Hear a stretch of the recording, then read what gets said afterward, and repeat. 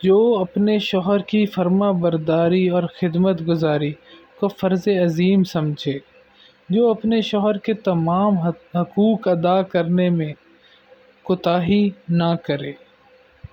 جو اپنے شوہر کی خوبیوں پر نظر رکھے اور اس کے عیب اور خامیوں کو نظر انداز کرتی رہے،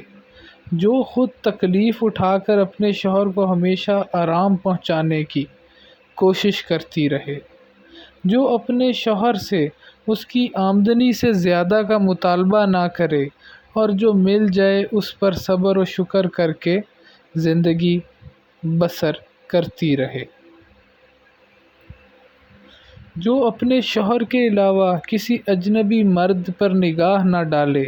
اور نہ کسی کی نگاہ اپنے پر ڈلنے دے، جو پردے میں رہے اور